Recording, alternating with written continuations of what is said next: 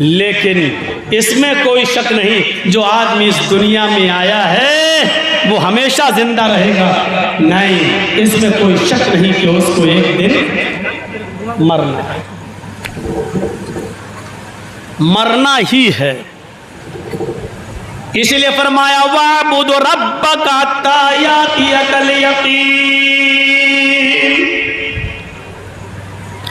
अपने रब की इबादत उस वक्त तक करो, वाबुद रब्बका हत्ता यातियकल यकीन, अपने रब की इबादत उस वक्त तक करो जब तक कि यकीन यानी मौत ना आ जाए। मरते वक्त तक, मरने के वक्त तक अल्लाह की इबादत में लगे रहो। कोई पीरियड नहीं बताया कि इतने दिन करो, इतने दिन ना करो, इतने दिन करो, इतने दिन ना करो, नहीं, अल्लाह की इबादत शुरू कर दी तो करते रहो हत्ता यातियकल यकीन, यहाँ तक कि तुम्हारे पास मौत आ जाए। मरते वक्त भी इबादत छोड़ी नहीं जाएगी। अल्लाह के नबी का आखिरी वक्त था तो ज़बान से आखिरी वक्त में भी जो जुमले निकले वो जुमले क्या थे? अल्लाहुम्मा बिर्रफ़ीक़िल आला, अल्लाहुम्मा बिर्रफ़ीक़िल आला। अल्लाह का नाम मेरे प्यारे साथियों ये हमें और आपको गौर करना है। फरमाया मन काना आखिरु कलामिही ला इलाहा इल्लल्लाहु दखलल जन्नह, जिसकी ज़बान से ला इलाहा इल्लल्लाह निकला, आखिरी जुमला ला इलाहा इल्लल्लाह निकला, वो जन्नत के अंदर दाखिल होगा। तो आखिर वक्त तक अल्लाह की इबादत में लगे रहो। वाबुद रब्बका हत्ता यातियकल यकीन, अपने रब की इबादत उस वक्त तक करो जब तक यकीन ना हो जाए, यानी मौत ना आ जाए। मेरे भाइयों एक मिसाल देना चाहता हूं आपको। एक बहुत बड़ा सेठ था, बहुत बड़ा सेठ, बहुत अमीर आदमी था। उसने अक्ल के किसी मोटे आदमी को अपना नौकर बना लिया। मोटी अक्ल वाला आदमी समझते हो, जिसके पास अक्ल नाम की कोई चीज़ ना हो, तो वो उसको अपना नौकर बना लिया। जिसको 10 रुपये दे दिया 10 रुपये रख लिए, 100 रुपये दे दिया 100 रुपये रख लिया, लड़ता झगड़ता नहीं। तो वो उसको इसलिए उसने रखा कि वो दिन भर जब मेहनत करके वो सेठ जब ऑफिस से वापस आता था तो थका हुआ होता था, तो वो कम अक्ल आदमी से, नौकर से, अपनी मोटी अक्ल वाले नौकर से बैठकर कुछ गुफ्तगू करता था और हंसता था उसकी बातों पर, तो उसके दिन भर की थकान दूर हो जाती थी। भाई मोटी अक्ल का आदमी वैसे जवाब देता था, वैसे ही जवाब देता था। जैसे एक आदमी से मैंने पूछा था, जैसे किसी ने उसने कहा कि आसमान पर कितने सितारे कोई बता सकता है? तो एक आदमी बोला 5 लाख। जलसे में, मेरे जलसे में, मैं अपने जलसे की बात बता रहा हूँ। मैंने कहा बताइए अल्लाह ताला की कुदरत देखो, कितने सितारे, क्या कोई गिन सकता है इनको? तो एक आदमी बीच में जलसे में बोल दिया हाँ मैं गिन सकता हूँ 5 लाख। मैंने उससे कहा कमीने 5 लाख कैसे बता रहा बे तू, गिन बताओ, दलील दो। कहता तुम्हें यकीन नहीं है? मैंने कहा नहीं। तो कहता गिन के आओ। तो मोटी अकल का आदमी इसी तरीके का जवाब देता है। तो वो सेठ थका हुआ आता था और उसके पास बैठता था और बैठकर उससे मजाक करता था और वो भी उल्टा सीधा जवाब सुन के हंसता था, उसकी थकान उतर जाती थी। एक दिन उसने एक छड़ी ली सेठ ने, और उस सफ़ेद रंग की छड़ी ली और सफ़ेद रंग की छड़ी उसको दे दी उस मोटी अकल वाले नौकर को, पागल को। ले पकड़। कहा क्यों? कहा तुमसे भी ज़्यादा बड़ा पागल कोई आदमी हो तो ये उसको दे देना। ये सफ़ेद रंग की छड़ी मैं तुम्हें दे रहा हूँ, ये तुम लो। उसने कहा मुझे क्यों दे रहे हो? कहा तुमसे भी बड़ा कोई पागल आदमी तुम्हें मिले तो तुम उसको दे देना। उस नौकर ने वो छड़ी अपने पास रख ली। कुछ दिनों के बाद सेठ बीमार हो गया और बड़ी गंभीर बीमारियों में मुब्तला हो गया। तो एक दिन इसने अपने नौकर को बुलाया और नौकर से कहा कि देखो भाई, अब मैं बहुत दूर का सफ़र करने वाला हूँ, इसलिए मैं चाहता हूँ कि मैं आखिरी वक्त में तुमसे मुलाकात कर लूँ। मैंने तुम्हारा बहुत मजाक उड़ाया, मेरे भाई तुम मुझे सिद्क़ दिल से, खंदा पेशानी से माफ़ कर दो। हमारा कहा सुना, हम जो कहते थे तुम सुन लेते थे, अब मैं बहुत दूर जा रहा हूँ इसलिए तो मुझे माफ़ कर दो। मोटी अक्ल का आदमी कहने लगा, वो नौकर बहुत दूर जा रहे हैं जी, जहाज़ से जा रहे हैं या हेलीकॉप्टर से? भाई मोटी अक्ल का आदमी, भाई तुम ज़िंदगी भर मुझ पे हंसते थे, आज हंसो। कब वहाँ जहाज़ से जाओगे या मोटर या हेलीकॉप्टर से? उसने कहा देखो भाई, वहाँ ना जहाज़ जाता मलकुल मौत आएगा और वहां मुझे लेकर चला जाएगा। उस मोटी अकल के आदमी ने कहा अच्छा तो वहां भी आपने बंगला वंगला बना के रखा होगा? कहा कि नहीं, वहां मैंने कोई बंगला वंगला नहीं बनाया है।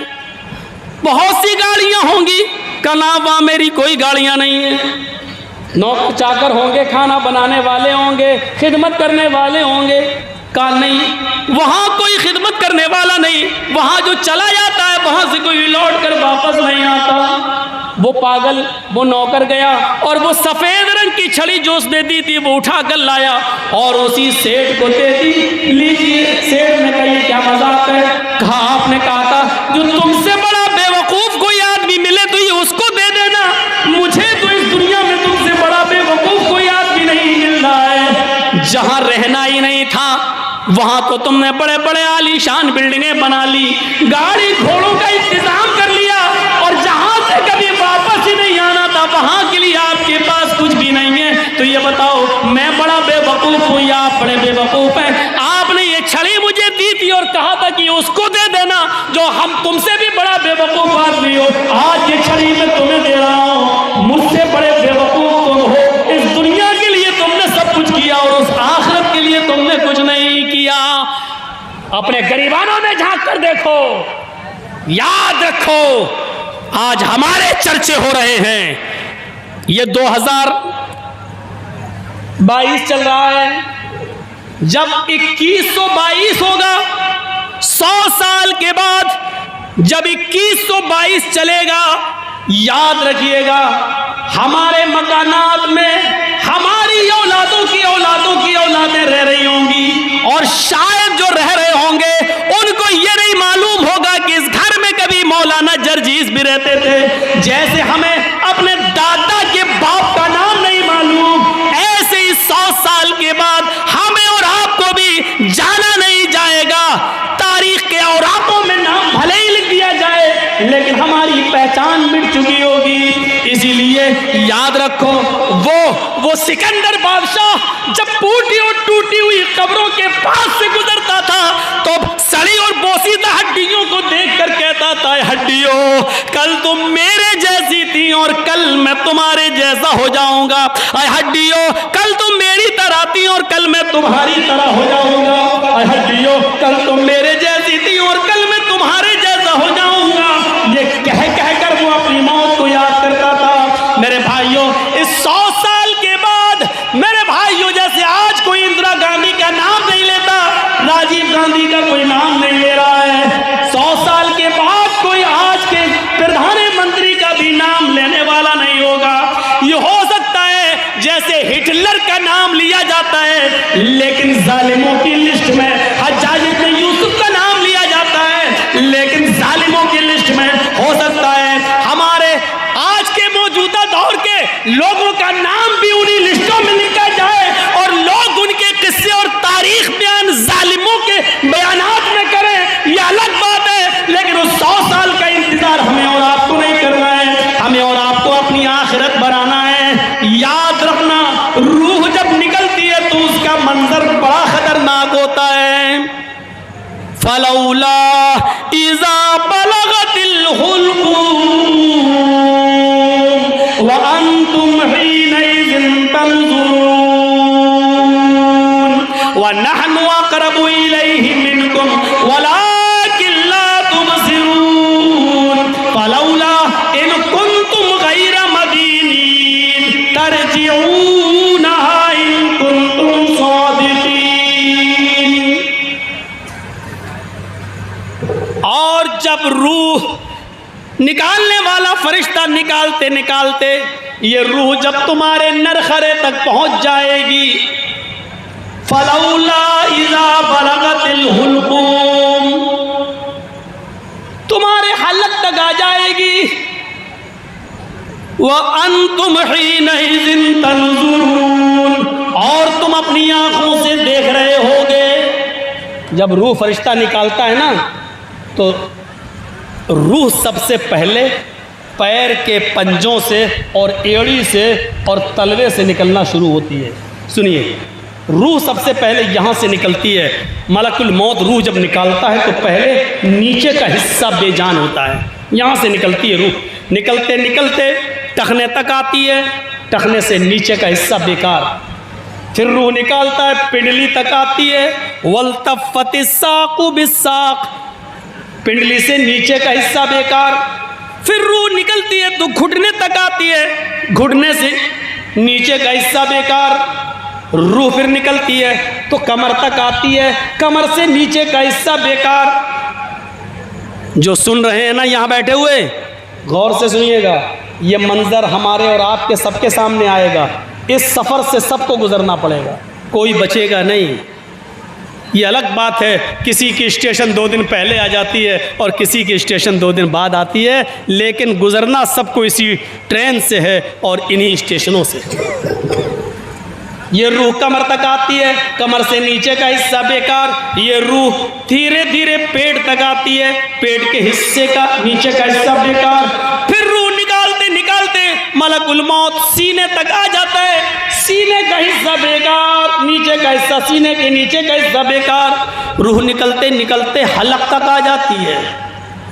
जब हलक तक आती है तो कुरान इस मंजर को नकल कर रहा है, फलौला इज़ा बलगतिल हुल्कूम, जब ये रूह निकलते निकलते तुम्हारी हलक तक नथरे तक आ जाती है। और जिब्राइल जब मलकुल मौत निकालते इस रूह को, व अंतुम हीनइज़िन तनज़ुरून, उस वक्त तुम इस रूह को निकलते हुए अपनी आंखों से देख रहे होते हो। आपने कभी देखा होगा मरने वाला जब मरता है तो ऐसे देखा होगा आपने, उसकी आंखें ऐसी हो जाती हैं,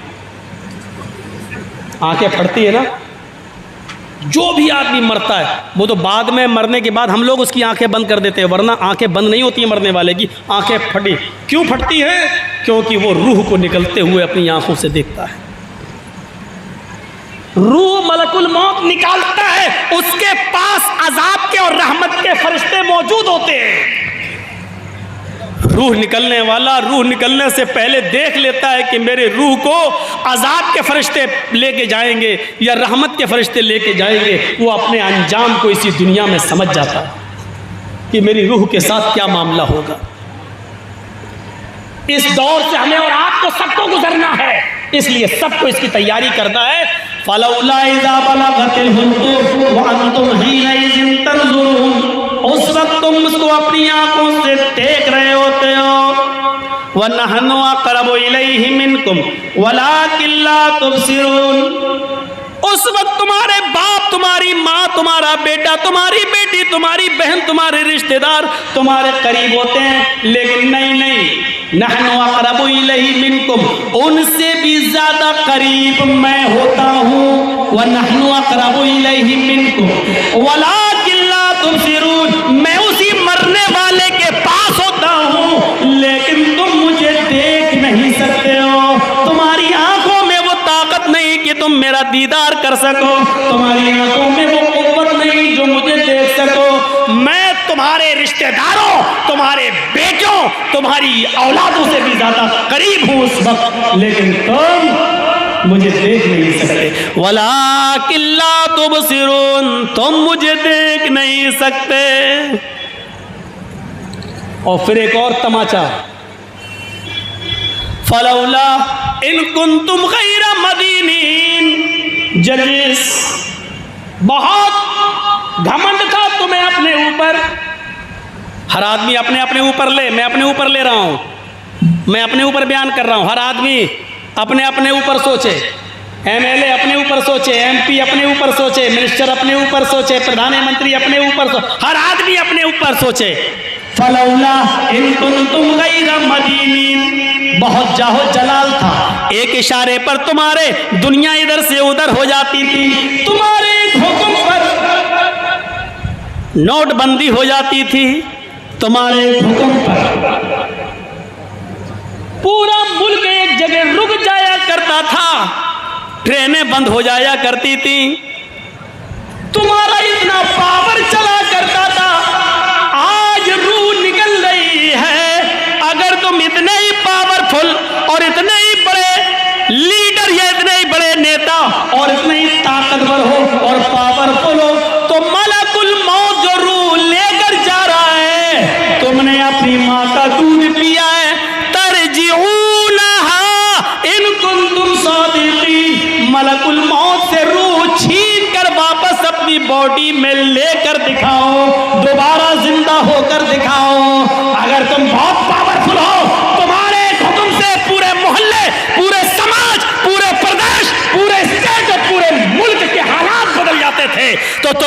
मलकुल मौत से रूह छीन कर अपने अंदर वापस क्यों नहीं ले जा पाते हो?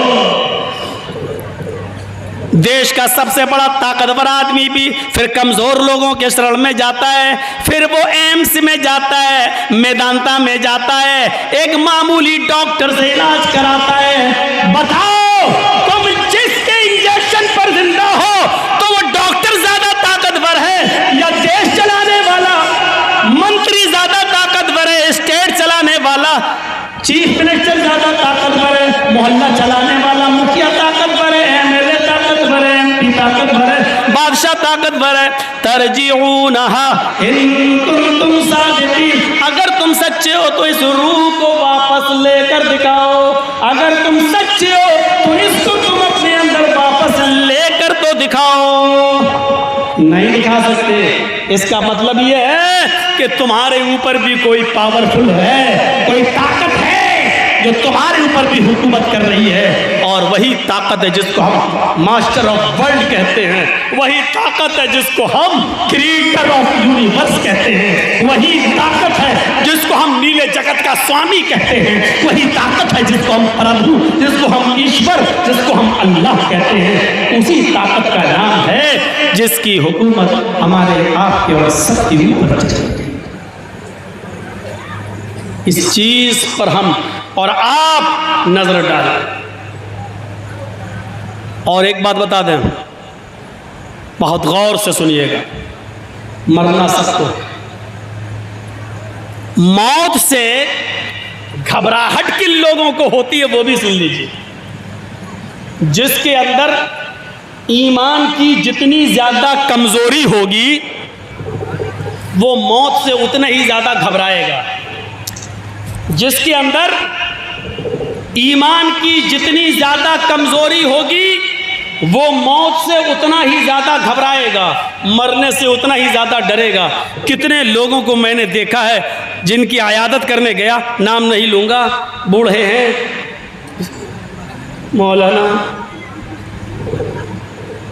दुआ कर, मस्जिद में तो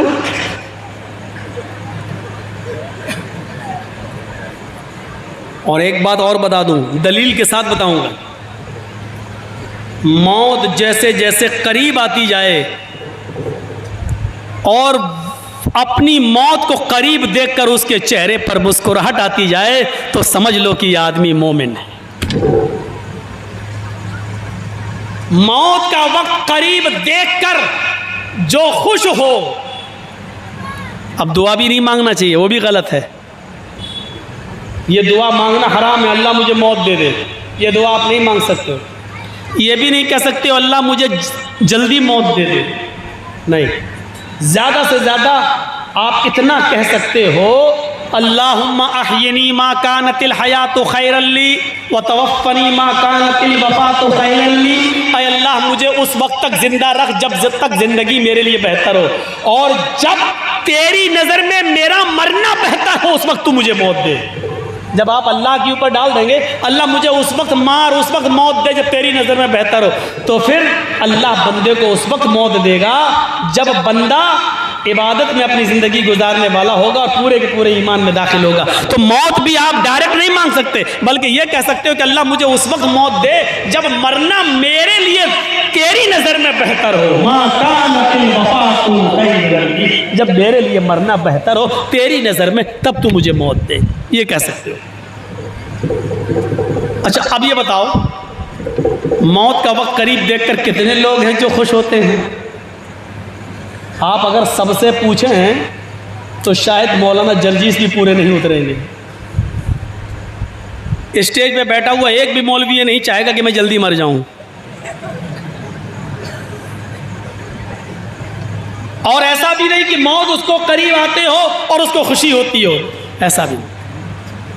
अब दलील दे रहा हूं मैं, अल्लाह के नबी सल्लल्लाहु अलैहि वसल्लम की बीमारी बढ़ गई और मरजुल मौत में मुब्तला हो गए, तो अल्लाह के रसूल की सारी बीवियां आपके पास बैठी हुई थी। बहुत ज़बरदस्त वाक़या, सुनिएगा मेरे भाइयों, इससे आपको अंदाज़ा लगेगा कि क्या बात कही अल्लाह के नबी ने। अल्लाह के नबी सल्लल्लाहु अलैहि वसल्लम की बीवियां नबी के पास बैठी हुई थी तो आपस में सारी बीवियां आपस में बात कर रही थी कि अल्लाह के नबी सल्लल्लाहु अलैहि वसल्लम इस वक्त इतने बीमार हैं, शायद आप बचेंगे नहीं और अल्लाह को प्यारे हो जाएंगे। तो हज़रत आयशा ने सवाल किया, मेरी स्पीड थोड़ी सी डाउन हो गई क्योंकि ये दिलचस्प वाक़या मैं आपको सुनाना चाह रहा हूँ, आप अच्छी तरीके से समझ लें। हज़रत आयशा ने सारी बीवियों की तरफ से सवाल किया, अय अल्लाह के रसूल, अगर आप अल्लाह को प्यारे हो गए, अल्लाह के पास चले गए, आप इस दुनिया से रुखसत हो गए, आपको कब्र में दफना दिया गया, तो ये बताइए कि हम जो आपकी इतनी बीवियां आपके पास बैठी हुई हैं, इनमें कौन सी बीवी सबसे पहले आपसे मिलेगी? कौन सी बीवी सबसे पहले मिलेगी? यानी किस बीवी का इंतकाल सबसे पहले होगा? यानी इंतकाल के बारे में पूछ रहे, कौन सी बीवी सबसे पहले मिलेगी, आपके पास आएगी?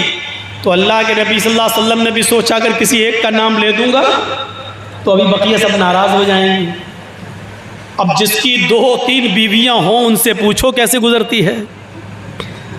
ठीक है, जायज़ है, कर सकता है, मैं मना नहीं कर रहा हूँ, 2, 3, 4, बल्कि कुरान ने शुरुआत ही 2 से की है, मसना व सुलासा व रुबा, 2 करो, 3 करो, 4 करो, और बाद में कहा इन खिफ्तुम अल्ला तादिलू बैनहुन्ना फवाहिदा, अगर डरते हो कि इंसाफ नहीं कर सकते हो तो एक ही काफ़ी है, अगर डरते हो तो एक, यानी डरपोक लोग एक रखते हैं।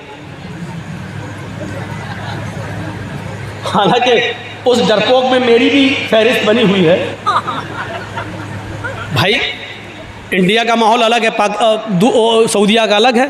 अब सऊदीया में जिसकी एक बीवी होती है तो वहाँ औरतें ताना मारती हैं, तेरे तेरे तेरे तेरे आदमी की कितनी बीवी हैं? सहेली से पूछती हैं, वो कहती है एक, बस बड़ा कमज़ोर है तेरा मर्द। वहाँ ताने मारती हैं, वहाँ कराती और हैं, दूसरी ढूंढ के लाती हैं वहाँ की औरतें। अब वहाँ का माहौल यहाँ नहीं है। अच्छा, औरतें अपनी फितरत से भी मजबूर है, बोलती बहुत हैं। कहीं सुना होगा आपने, एक आम के पेड़ के नीचे 2 औरतें बहुत कचर कचर कचर कचर कचर कचर बातें कर रही थी। आम का पेड़ हवा चली और एक आम टूट के ज़मीन पे गिर गया। तो एक औरत दूसरे से कहने लगी, ये कैसे गिर गया?